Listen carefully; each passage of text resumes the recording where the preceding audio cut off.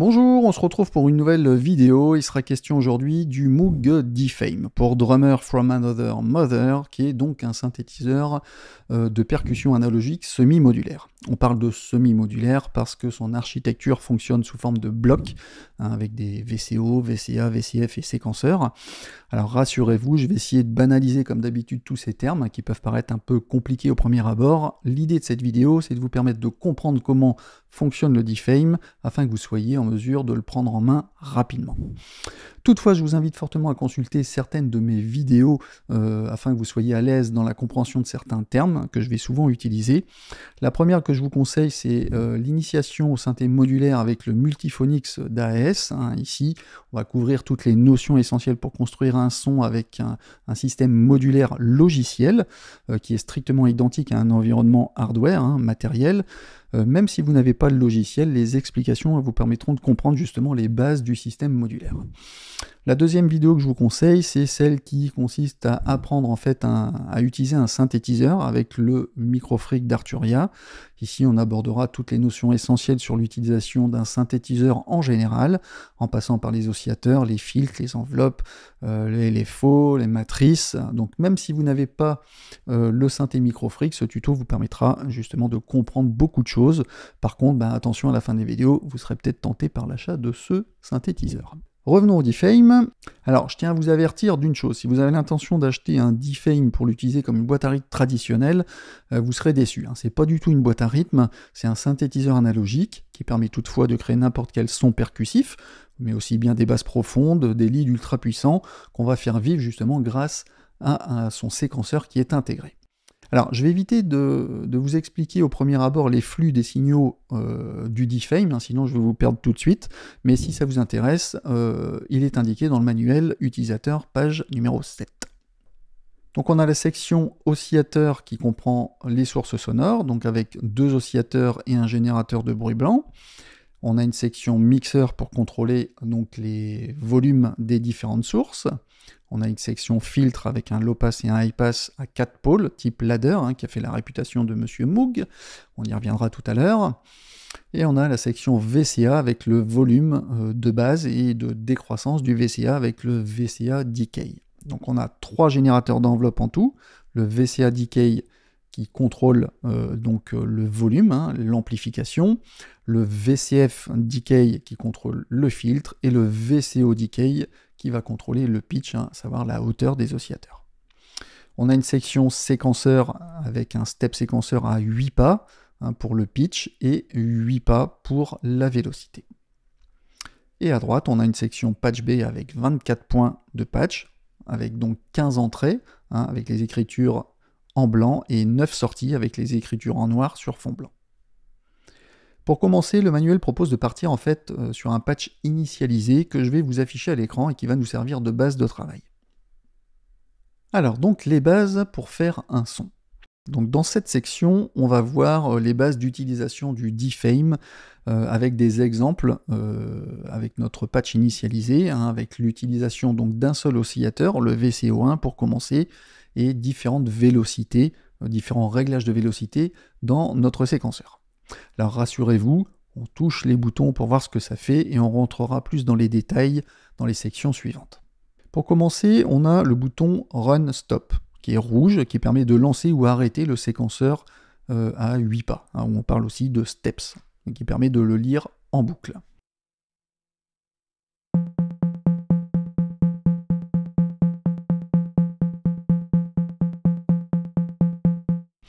On a un bouton Trigger qui va permettre de lire donc, le son qui est situé sur le pas qui est allumé en rouge dans le séquenceur. Et le bouton Advance permet de changer la position du pas. On teste.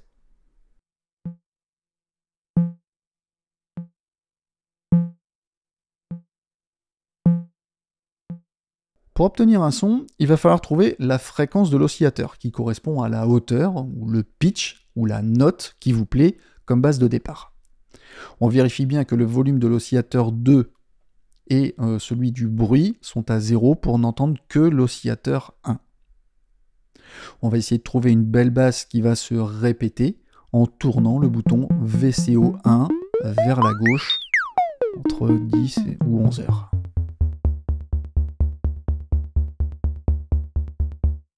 Maintenant, je veux ajouter du punch en tournant le bouton VCO EG Amount vers la droite. Environ sur 3 heures. Hein. Je prends souvent les heures parce que comme il n'y a pas on n'a pas d'unité de mesure sur les rotatifs, je vais indiquer des heures par rapport aux horloges pour qu'on se situe un peu mieux. Donc là, je le mets en position à 3 heures. On écoute.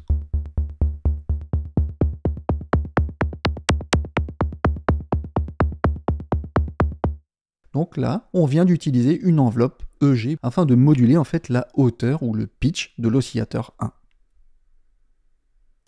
Maintenant, on va ajouter un petit peu de mouvement dans la hauteur de note en bougeant le bouton VCO Decay. Donc je le monte progressivement jusqu'à son maximum.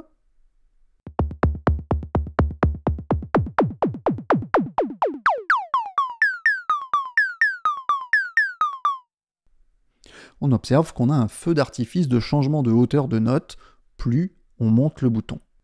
Bien évidemment, vous aurez compris que le VCO Decay dépend du réglage de l'enveloppe amount du VCO1.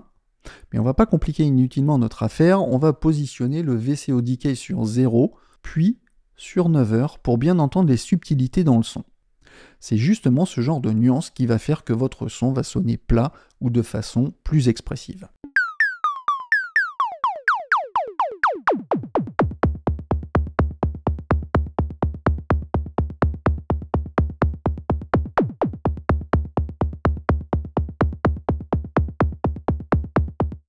À 9 heures, on a l'impression que le son en fait est beaucoup plus groovy, hein, qu'il a plus de style. Si je bouge le VCO1 EG Amount vers la droite, j'aurai encore plus d'impact dans le son. Et il sera plus rond en le tournant vers la gauche.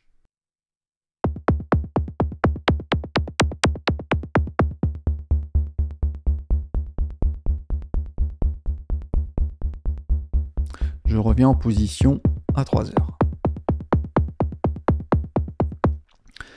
Si je mets les 8 vélocités du séquenceur au maximum, le son sonnera fort sur l'ensemble des pas. On fait le petit test.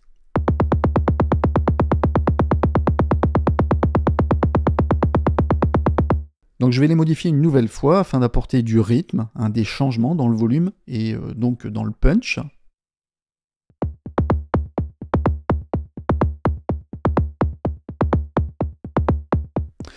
Maintenant, on va voir comment il est possible de changer les hauteurs de notes dans notre séquenceur. On va changer la position des pas du pitch dans le séquenceur et dire au defame que les oscillateurs devront suivre en fait ces positions. On va utiliser le commutateur séquence pitch mode qu'on va mettre en position haute. Ça veut dire que les pas sur la ligne du pitch vont moduler les hauteurs du VCO 1 et 2.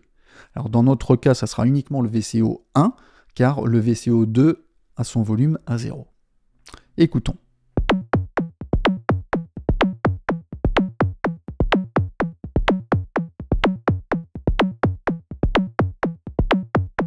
Donc l'amplitude des réglages du pitch du séquenceur est très fine, hein, donc on peut aller rapidement dans des hauteurs très aiguës ou graves en peu de temps, donc on y reviendra tout à l'heure. Donc positionnez vos pas comme vous le souhaitez afin que ça sonne bien à vos oreilles.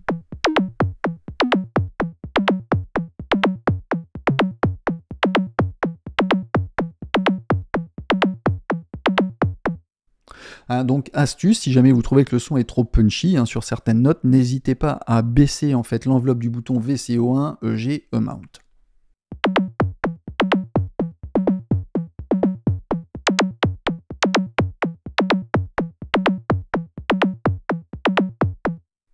Alors maintenant, on va modifier la forme d'onde de notre VCO1 en sélectionnant le commutateur sur la position d'onde carré, square. Écoutons.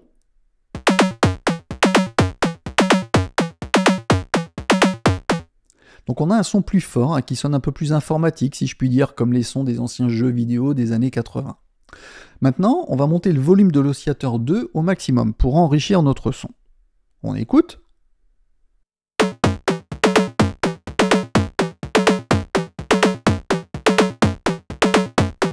Donc on a bien deux sonorités qui se superposent, mais qui ne sont pas forcément harmonieuses. Donc pour ça, il faudra accorder en fait les fréquences du second oscillateur afin qu'elles sonnent bien avec le premier.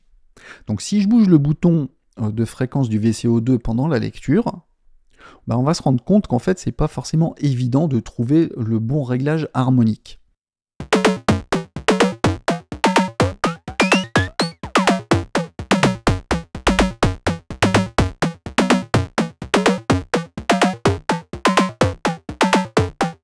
Et c'est pour ça qu'existe le commutateur Hard5, qui va obliger en fait la fréquence de l'oscillateur 2 à se caler sur celle de l'oscillateur 1. Donc on le pousse vers le haut pour qu'il soit sur On, et je vais tourner le bouton de fréquence du VCO2 dans tous les sens.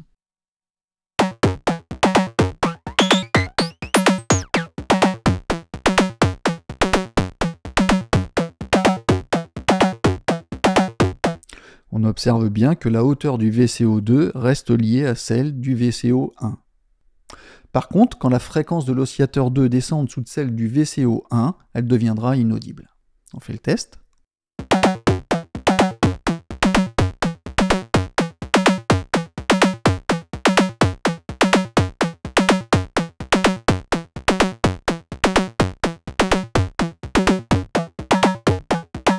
Donc on va choisir la position qui convient le mieux à nos oreilles pour le VCO2, un peu avant le deuxième trait après-midi. Alors maintenant, on va voir comment on peut utiliser la FM, c'est-à-dire la modulation de la fréquence de l'oscillateur 1 sur l'oscillateur 2. Alors, pour ça, je vais changer la forme d'onde du VCO2, la mettre sur carré, sur square, afin de mieux se rendre compte de l'effet de la FM sur l'oscillateur 2. Donc je fais lecture et je vais monter progressivement le bouton FM jusqu'à la position midi. On écoute.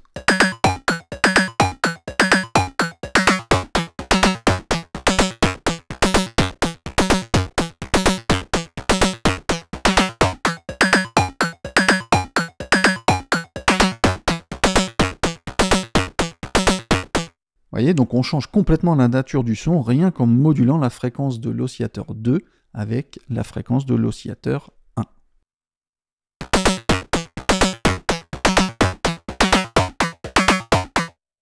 Alors maintenant, on va voir comment filtrer notre son, c'est-à-dire lui retirer quelques fréquences. C'est le principe de la synthèse soustractive qui consiste à retirer une partie des fréquences avec un filtre pour changer la sonorité. Pour faire ça, on va utiliser le bouton Cut-Off qui permet de couper des fréquences. Le point blanc sur le bouton déterminera à partir de quelle fréquence on va couper. Je ne rentre pas plus dans les détails pour le moment, on va juste tourner le bouton jusqu'à 11 heures pour écouter ce qui se passe.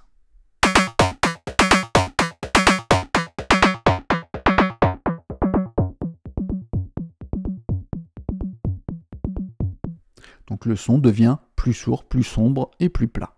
Maintenant on peut donner du mouvement à notre filtre en utilisant le bouton qui contrôle l'enveloppe de filtre, le VCF EG Amount, tout comme on l'a fait tout à l'heure avec l'enveloppe du VCO. Je le positionne progressivement sur 3 heures et on écoute ce qui se passe.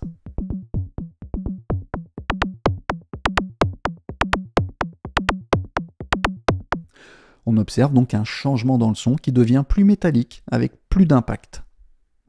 On pourra encore ajouter du mouvement en utilisant l'enveloppe VCF Decay qui va modifier le timbre du son et proposer des nuances d'articulation entre chaque pas. Je le monte progressivement jusqu'à 10 heures par exemple.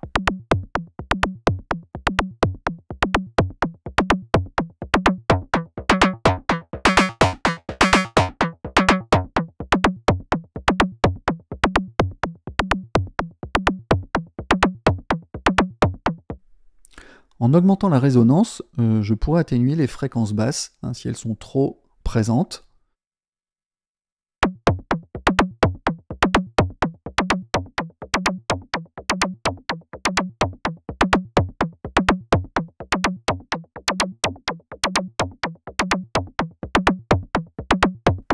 Et je veux maintenant augmenter le niveau de bruit, le noise, au maximum, pour donner au son un côté encore plus percussif. Donc on peut utiliser le bruit comme source de modulation aussi pour déformer le son. Au lieu de rendre en fait le son plus profond, on le rendra un peu plus lo-fi ou lo-fi, plus sale.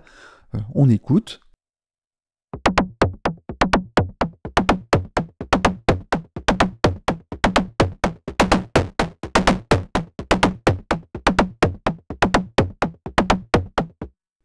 Maintenant, on va baisser le decay du VCA pour resserrer le son, pour qu'il soit plus court.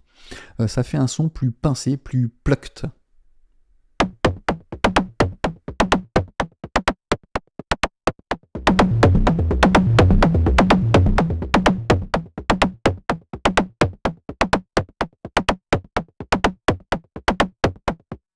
Inversement, on pourra ouvrir le son en remontant le VCA decay pour qu'il soit plus long. On écoute.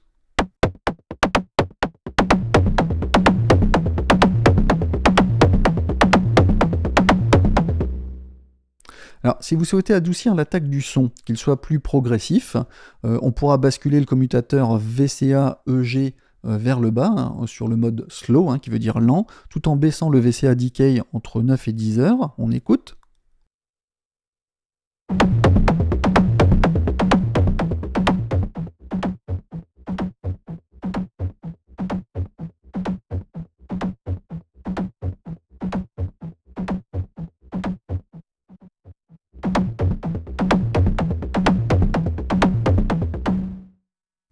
Donc plus on abaissera le VCA decay, et plus on entendra l'attaque lente sur le son. Voilà, donc on vient de voir les bases pour faire un son. Vous savez grosso modo comment fonctionne le defame. Maintenant on va rentrer un peu moins dans la pratique, mais un peu plus dans la théorie pour comprendre tout ce qui se passe réellement dans ce synthétiseur. Alors maintenant on va voir la section des oscillateurs. Donc on a les boutons VCO1 et VCO2. Donc la fréquence des VCO détermine la hauteur de départ de chaque oscillateur, hein, sur une plage de 10 octaves.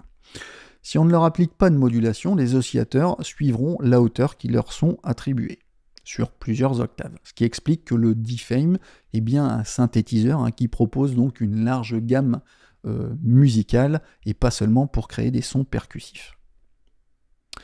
Les pitchs, c'est-à-dire les hauteurs, peuvent être modifiés de 3 façons. Avec les boutons donc VCO Frequency, avec les pitchs donc du step séquenceur, et avec l'enveloppe du VCO, à savoir donc le bouton VCO EG Amount. Pour commencer, donc on va positionner en fait nos VCO 1 et 2 en position à midi, soit au centre, tout comme pour les rotatifs pitch du séquenceur.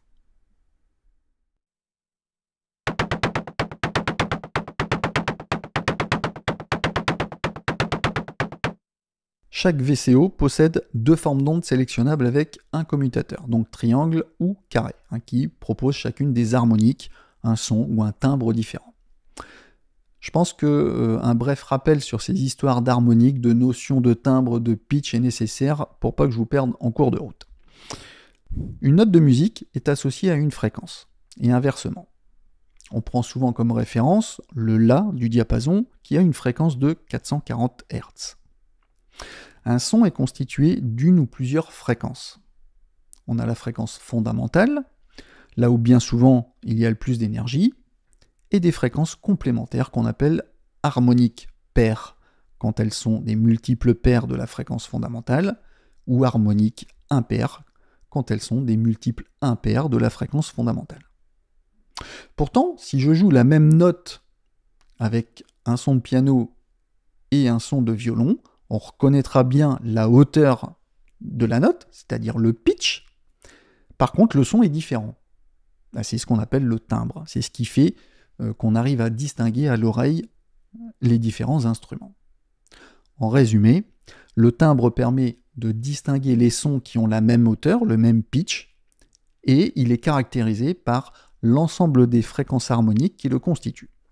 Je referme la parenthèse. Donc on a 2 formes d'ondes. On a la forme d'onde triangle, qui propose des sons plus chauds, plus doux, composés uniquement d'harmoniques impaires. Sa fréquence fondamentale est très forte, et ses harmoniques faibles. C'est ce qui explique qu'on utilise plus facilement cette forme d'onde pour créer des sons organiques percussifs, comme des toms ou des marimbas, ou toute autre sorte de son de batterie. On ajoutera facilement du bruit, du noise, hein, pour apporter un petit côté années 80 au son percussif.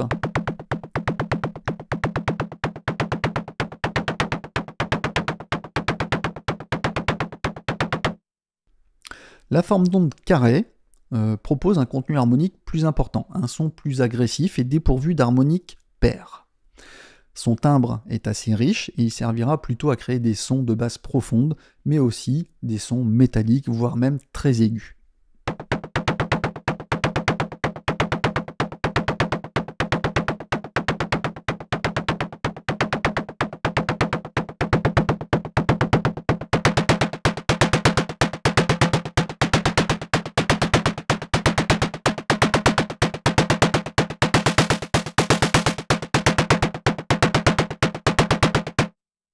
Avec le Hard 5, quand il est positionné sur On, on va forcer la phase de l'oscillateur 2 à correspondre à celle de l'oscillateur 1. Ça va surtout servir dans notre cas à créer des sons un peu plus aigus, métalliques, tout en gardant la même hauteur que l'oscillateur 1. On refait un test comme tout à l'heure. Si je bouge la fréquence de l'oscillateur 2 pendant la lecture, la hauteur, le pitch sera maintenu sur celle de l'oscillateur 1. On aura la même hauteur, mais on va changer le timbre de l'oscillateur.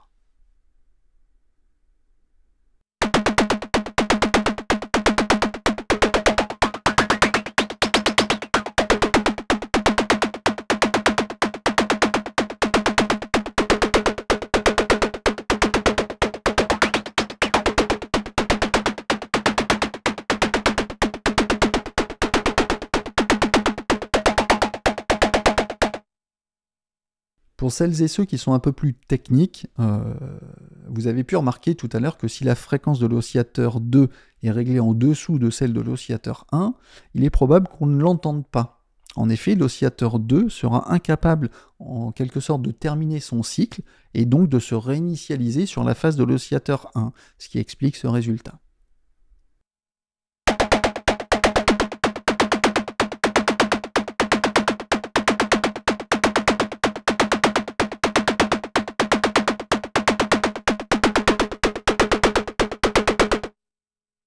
Revenons maintenant sur la modulation de fréquence, la FM. Pour mieux comprendre ce qui se passe, on va prendre un schéma pour illustrer un exemple d'utilisation courante de modulation qui est le vibrato. Dans le principe, on va utiliser un LFO, un oscillateur basse fréquence, qui va servir à faire varier la hauteur d'un oscillateur de façon cyclique de haut en bas. On a notre signal de base qui, dans cet exemple, a une forme sinusoïdale. Et quand on augmente la vitesse du LFO, c'est-à-dire du cycle, ça va créer des nouvelles bandes en quelque sorte, ainsi que de nouvelles harmoniques qui ne sont pas à la base dans notre signal audio d'origine. Donc en tournant le bouton 1, 2 FM Mount vers la droite, on augmentera la quantité de modulation de la fréquence de l'oscillateur 2 grâce à l'oscillateur 1. Et le son en sera fortement affecté. La même chose en fait qu'on a testé tout à l'heure dans notre exemple.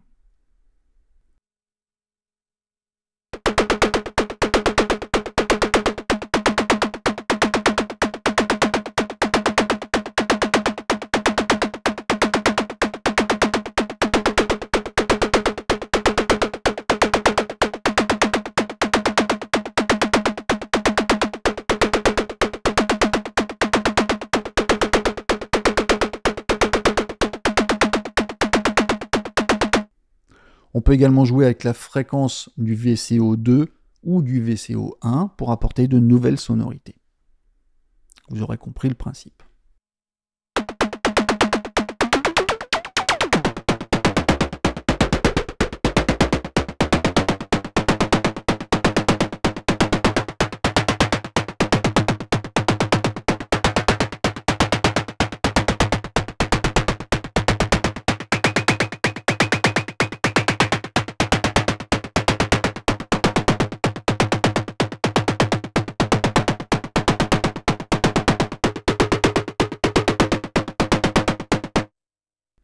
Ensuite, avec le commutateur séquence pitch mode, on pourra moduler les oscillateurs avec le step séquenceur. Comme on l'a vu tout à l'heure, en position haute, ça veut dire que les 8 pas sur la ligne du pitch du séquenceur vont moduler les hauteurs du VCO 1 et 2. On les utilisera volontiers pour créer des lignes de basse ou de lead.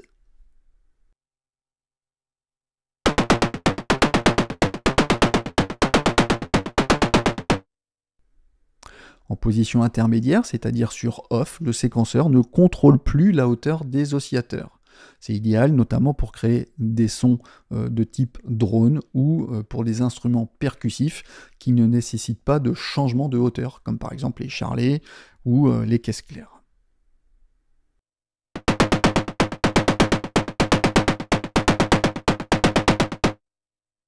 On pourra même utiliser les positions des rotatifs du séquenceur comme signaux CV dans la sortie pitch de la patch bay pour moduler les paramètres de votre choix. En position basse, les pitchs du séquenceur n'affecteront que la fréquence du VCO2. Donc c'est très utile lorsqu'on utilise l'AFM ou le mode Hard 5 pour donner du mouvement à des percussions qui sont un peu trop statiques.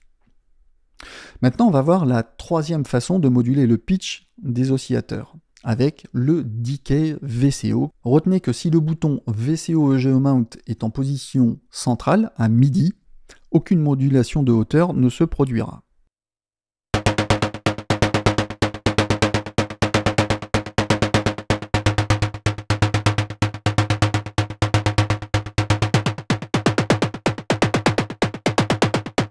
À 0 ou à 7 heures au minimum, le decay est presque immédiat et son effet sur l'oscillateur est très rapide. C'est idéal pour ajouter de l'impact, un impact aigu sur l'attaque du son.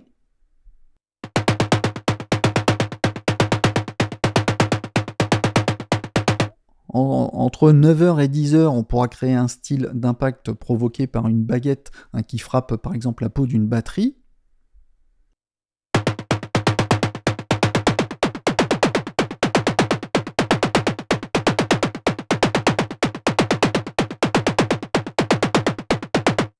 Et à midi et plus, ce réglage sera plutôt utilisé pour les sons spéciaux avec un déclin beaucoup plus lent.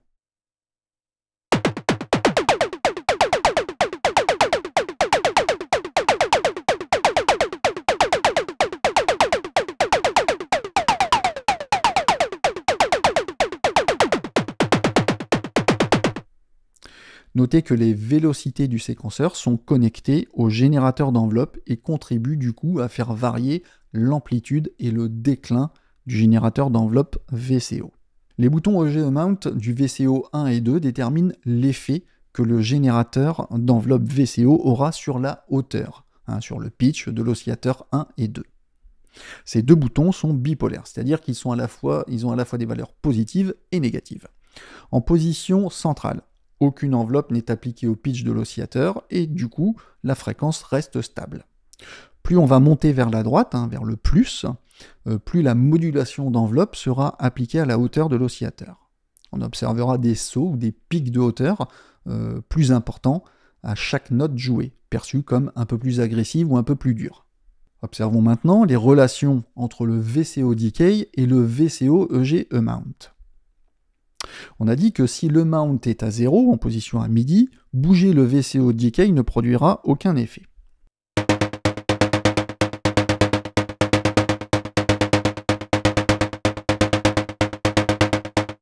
Si j'ajoute le mount, un mount à plus 3 et le VCO Decay de 2 crans en partant du bas, j'obtiendrai un son qui aura un pitch très haut sur l'attaque et reviendra progressivement à sa hauteur d'origine fixée par le pitch du séquenceur ou par la fréquence du VCO.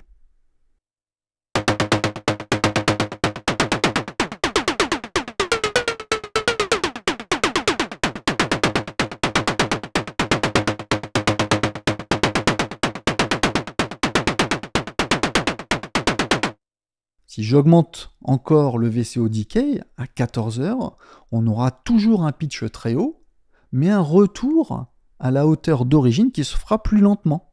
C'est le principe du decay d'une enveloppe ADSR.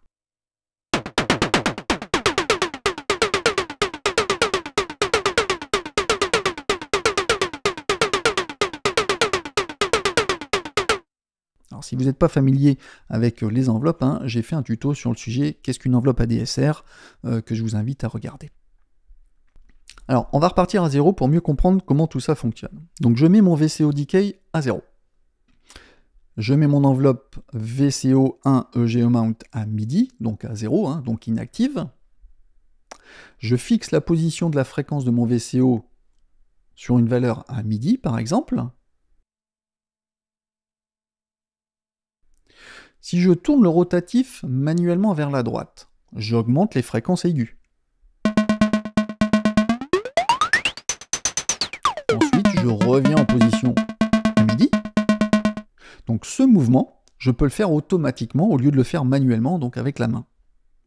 Pour ça, j'ai besoin de déterminer jusqu'où le paramètre de fréquence doit aller, c'est-à-dire jusqu'à quelle position et à quelle vitesse cette opération devra se faire.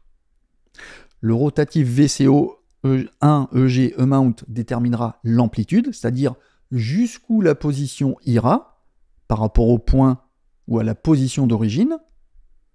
Et le rotatif VCO decay indiquera la vitesse d'exécution de cette action.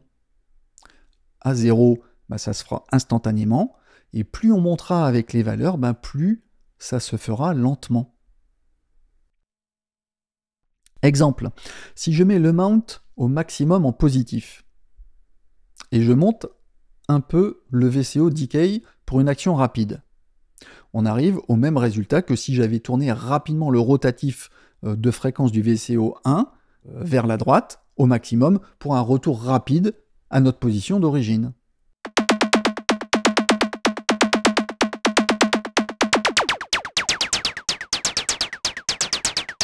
Donc si j'augmente le VCO decay aux 3/4, cette action se fera mais plus lentement.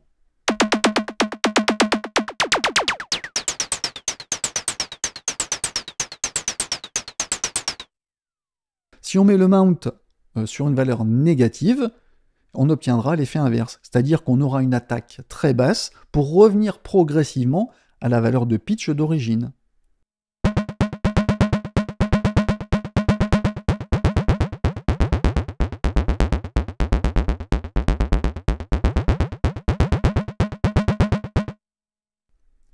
Si j'augmente la valeur du VCO decay, cette progression se fera plus lentement.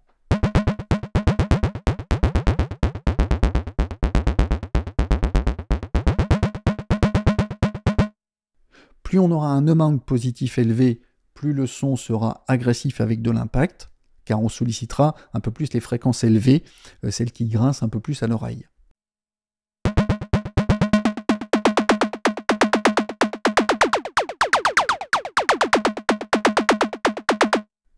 On a bien compris qu'avec le VCO decay, on va pouvoir jouer sur la vitesse de rétablissement du pitch d'origine.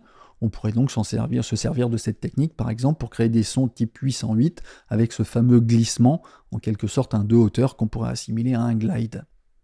Au final, les trois paramètres VCO frequency, VCO decay et VCO EG E-mount sont étroitement liés, et le changement de réglage d'un de ces paramètres peut changer complètement la nature du son. Et c'est ce qui donne au Defame en fait des possibilités créatives quasiment illimitées. Maintenant, on va voir la section du mixeur. Donc le Defame comprend un mixeur afin de contrôler les niveaux qu'on appelle level, des deux oscillateurs et du noise. Notez que pour les VCO, le choix de la forme carrée sera perçu un peu plus forte que l'onde triangulaire. Ceci est normal, car c'est dû au contenu harmonique qui est plus riche avec la forme d'onde carrée. Le Noise Externe Level permet d'ajuster le niveau du générateur de bruit blanc. On peut d'ailleurs contrôler ce niveau via l'entrée CV Noise Level dans la patch bay. Mais sachez qu'on peut aussi remplacer le bruit par un signal audio externe depuis l'entrée CV externe audio de la patch bay. Et du coup, le Noise Externe Level contrôlera le niveau du signal audio externe. Alors attention, cependant, l'entrée CV externe audio de la patch bay est conçue pour des niveaux Eurorack de 10 volts. Donc si vous utilisez un signal inférieur, par exemple si vous utilisez un lecteur MP3, vous devrez amplifier le signal pour obtenir un niveau correct dans le Defame. Alors maintenant on va voir la section filtre. Donc le filtre va servir à supprimer une partie des fréquences du spectre sonore et donc nous aider à changer notre son. Donc le timbre, si vous avez bien suivi ce qu'on vient de dire précédemment. Donc cette suppression de fréquence se fait progressivement en suivant une certaine pente qui est exprimée en dB, décibels par octave. Dans le Defame, on a un filtre du type ladder à 4 pôles, qui est le filtre par excellence de chez Moog, réputé pour apporter de la rondeur, de la chaleur au son, tout en restant très musical. Ceci est rendu possible grâce à sa conception, donc avec des transistors qui sont disposés en échelle, d'où le nom de ladder, qui permet donc d'obtenir des niveaux de saturation graduellement qui sonnent bien à l'oreille. On a donc un filtre ladder à 4 pôles, donc on parle de pôle pour exprimer une pente de 6 dB par octave. Vous aurez deviné que dans notre D-Fame, on aura une pente allant jusqu'à 24 dB par octave, soit 6 dB fois 4 pôles égale donc 24 dB par octave. On estime que plus la pente est importante, plus le filtre est censé être efficace. On a deux modes de filtre, LP et HP. Donc en mode low pass, donc LP, toutes les fréquences qui sont au-dessus de la fréquence de coupure seront atténuées, ne laissant passer que les fréquences basses, donc plus adaptées pour les sons épais ou naturels. En mode HP, donc high pass, c'est l'inverse. Toutes les fréquences qui sont en dessous de la fréquence de coupure seront atténuées. On gardera globalement les fréquences hautes pour les sons plus brillants. Le bouton cutoff détermine le point de coupure de fréquence, c'est-à-dire là où on va commencer à filtrer. En mode low pass, on parlera d'ouverture de filtre quand on tournera le bouton cutoff vers la droite afin de conserver toutes les harmoniques. Quand on le tournera vers la gauche, on le refermera pour obtenir un son plus épais et un peu plus sourd. La résonance, elle, détermine en fait la quantité de signal qui a cheminé donc de la sortie du filtre vers son entrée. En fait, dans son utilisation la plus commune, quand on tourne le bouton de résonance vers la droite, ça va créer en fait un pic à la fréquence de coupure de filtre, c'est-à-dire une amplification harmonique qui peut atténuer en fait les basses fréquences, mais aussi servir à faire crier votre son. Une autre particularité en mode low pass, c'est si on tourne le bouton de résonance au-delà de 3 heures, le filtre va commencer à auto-osciller et créer du coup une forme d'onde sinusoïdale qui pourrait par exemple être utilisée comme une source sonore supplémentaire. Mais je ne vais pas compliquer plus que ça le tuto. Ensuite, on a les mêmes paramètres que pour le VCO, mais ici pour le filtre avec le VCF Decay et le VCF EG Amount. L'enveloppe VCF EG Amount va jouer sur le cutoff, donc la fréquence de coupure du filtre. Encore une fois, en position à midi, il ne se passera rien. Idem pour le VCF Decay.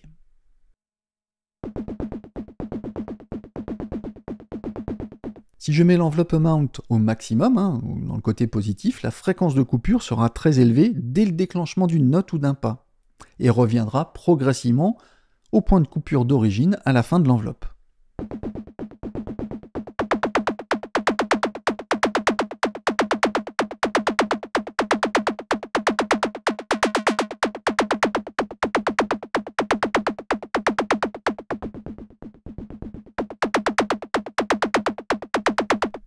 Le rotatif VCF Decay permettra de contrôler la vitesse de cette progression. Donc si j'augmente la valeur du VCF Decay aux 3/4, soit à 3 heures, le retour au point de coupure se fera plus lentement.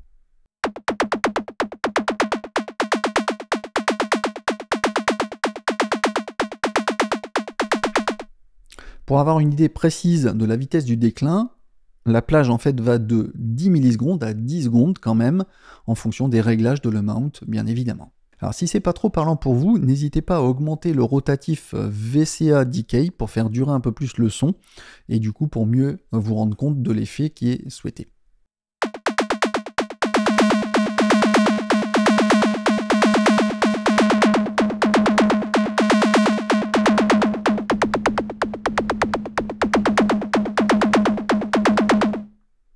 Si inversement on met l'enveloppe Amount dans le négatif, au maximum, le balayage de fréquence se fera plus bas pour remonter progressivement au point d'origine.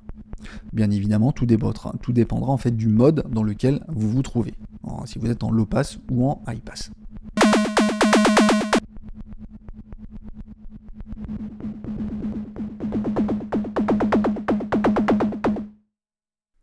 On peut également moduler le VCF avec le générateur de bruit, le noise, qui est intégré avec le bouton Noise VCF Mode.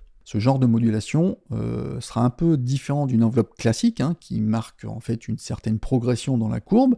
Avec le bruit, on va utiliser l'image du spectre sonore, qui est très resserrée et irrégulière, ce qui permettra en fait à la modulation d'être plus saccadée, créant ainsi des sonorités type lo-fi, avec des sons un peu plus sales.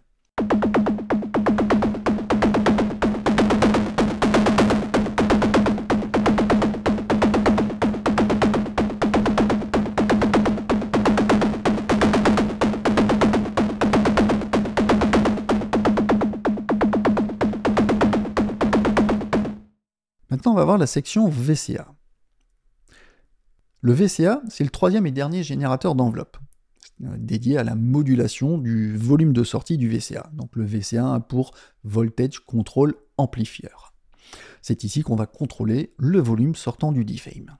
Le temps de déclin de cette enveloppe est réglé avec le bouton VCA Decay ou avec la vélocité du séquenceur quand elle est activée. Contrairement à l'enveloppe VCO et VCF, on peut contrôler l'attaque du VCA grâce à un commutateur fast et slow. Donc rapide à 1 milliseconde, comme pour les générateurs d'enveloppe VCO et VCF, ou lente à 100 millisecondes. Le decay, donc la décroissance du son, sera contrôlé par le rotatif VCA Decay. Plus la valeur sera élevée, plus le son durera dans le temps. Ça va être valable par exemple pour les sons de caisse claire brossée, un type brush jazz, ou par exemple pour faire des sons de gong. Et plus il sera court, plus on pourra avoir des sons percussifs, notamment pour créer des kicks ou des charleston, voire des sons qui sont pincés, hein, qu'on appelle plucked. Donc on va pouvoir choisir une attaque rapide ou lente. Donc le son sera plus doux, moins percussif en position lente, hein, sur slow. Ça va être bien pour les basses, et inversement, si vous souhaitez avoir des sonorités qui tapent plus, et on se mettra plus en mode fast pour des instruments plutôt percussifs.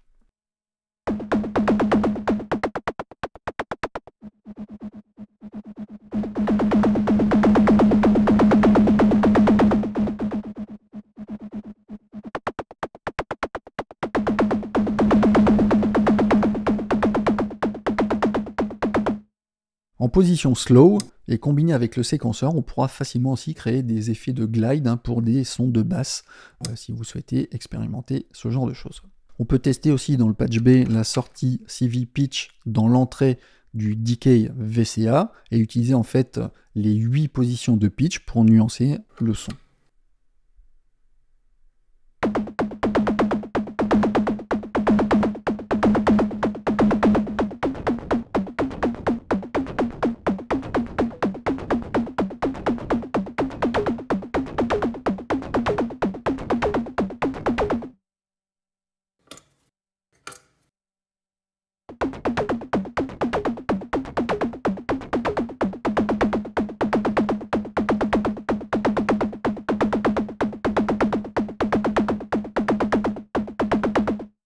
Et enfin, on a le bouton volume qui permet tout simplement de régler le niveau d'écoute. Maintenant, on a la section séquenceur. Alors, on a un séquenceur 8 pas, ou 8 steps, 100% analogique, qui comprend 2 lignes affectées au pitch, c'est-à-dire la hauteur, et à la vélocité, pour VEL, pour créer des motifs rythmiques, dynamiques et expressifs. On a un rotatif qui permet de contrôler la vitesse du séquenceur, hein, c'est-à-dire le tempo. En supposant qu'un pas représente une double croche, le tempo peut aller de 10 jusqu'à 10 000 BPM, un BPM pour battement par minute. Le bouton Advance permet de positionner le pas, c'est-à-dire le step qui sera lu lors du prochain lancement, avec le voyant rouge. Le bouton Trigger permet de lire le step qui est sélectionné. Le bouton rouge Run Stop permet de déclencher en fait la lecture du séquenceur. Alors le séquenceur ne possède pas de fonction de reset pour repositionner le séquenceur sur le premier pas. Donc si vous voulez synchroniser le DFAME avec un autre appareil, ou que vous souhaitez qu'il commence sa lecture au premier pas, il faudra positionner votre pas sur le numéro 8, c'est-à-dire sur le dernier, afin qu'il reprenne son cycle, hein, sur le suivant, à savoir donc le premier, lorsque le séquenceur sera redéclenché. Le pitch du séquenceur jouera donc sur le VCO 1 et 2, suivant la position du commutateur à droite, hein, du VCO Decay. Les rotatifs pitch du séquenceur ont une amplitude de 10 octaves, à plus ou moins 5 volts. À midi, l'octave sera identique à la fréquence du VCO.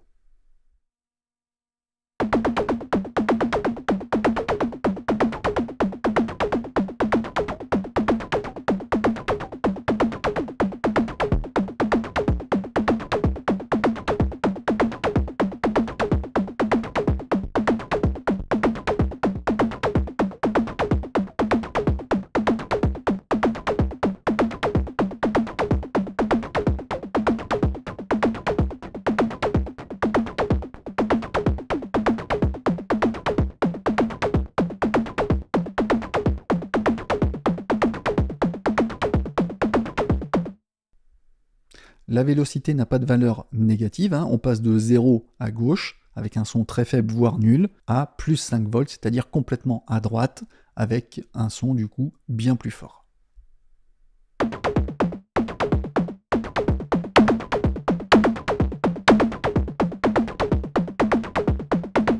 On pourra d'ailleurs utiliser les sorties VEL et pitch du séquenceur pour contrôler d'autres paramètres d'un système modulaire, ou directement au sein de notre DFAME. On pourrait utiliser par exemple ces sorties Pitch CV ou VEL CV pour moduler les paramètres E-mount d'un VCO, d'un VCF ou d'un VCA. Ça va donner du mouvement dans le son, comme si on bougeait les rotatifs manuellement avec nos mains. Sauf qu'ici, ce seront la position des vélocités ou des pitchs qui serviront à doser l'intensité du paramètre. On peut même imaginer utiliser les sorties Pitch CV ou VEL Velocity CV dans l'entrée CV du tempo. Alors, rien n'est impossible.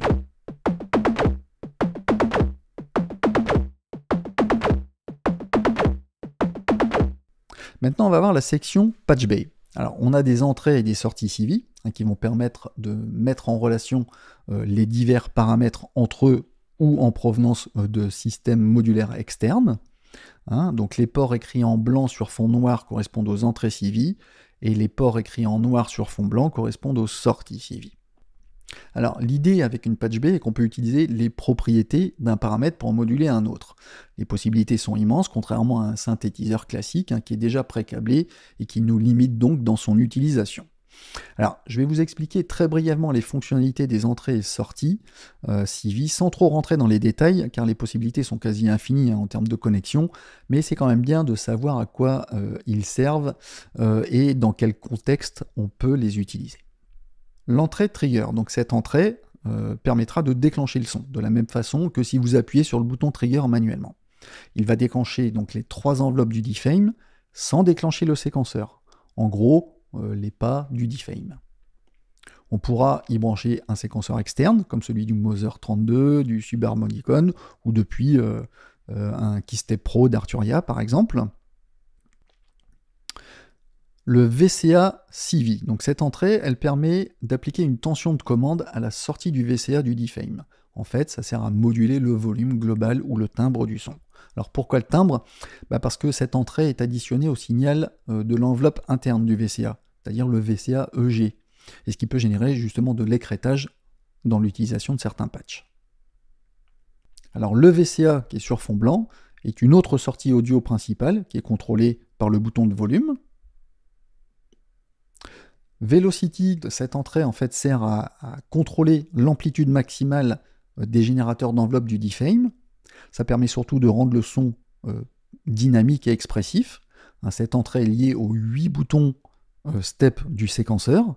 Ça changera l'amplitude maximale de la vélocité en fonction de ce que vous brancherez dedans. Si vous utilisez une enveloppe ou un LFO dedans, donc un modulateur, eh bien l'amplitude maximale des enveloppes du DFAME suivront cette modulation. Alors le VCA Decay, donc cette entrée contrôle le temps de déclin de l'enveloppe du VCA, le VCA EG. Ça sera très utile pour faire varier les motifs de percussion. Cette entrée est également additionnée au bouton VCA Decay. Pour obtenir une large plage de signal CV externe, il faudra mettre le bouton VCA Decay en position à midi. Ainsi, le paramètre entrant modulera le VCA Decay comme si on le tournait nous-mêmes de gauche à droite. Alors le VCA EG, cette sortie correspond à la tension utilisée pour moduler le VCA interne, Donc cette tension correspond aux vélocités 1 à 8, au bouton VCA Decay et au commutateur Slow Fast du VCA EG. Alors, externe audio. Donc le branchement d'une source audio externe dans cette prise supprimera le générateur de bruit pour le remplacer par cette source audio. Le volume de cette source sera contrôlé par le bouton Noise Externe Level du mixeur du D-Fame. Et cette entrée est étudiée pour des niveaux de signaux Eurorack de 10 volts. Donc si vous utilisez des sources audio comme un lecteur MP3, comme on en a parlé tout à l'heure, ils devront être amplifiés pour qu'ils soient à un niveau de performance acceptable. Le VCF Decay, c'est une entrée qui détermine le temps de déclin de l'enveloppe VCF, le VCF EG, idéal pour créer des variations dans le timbre du son. Alors le VCF EG, donc cette sortie donne la tension utilisée pour moduler le VCF interne, restituée donc par les boutons vélocité 1 à 8 du séquenceur et le bouton Decay. Noise Level, cette entrée module la valeur en fait du bouton Noise Level du mixeur, qui contrôle en fait le volume de bruit ou la source audio qui est branchée dans Externe Audio. VCO Decay, donc cette entrée détermine le temps de déclin du VCO EG.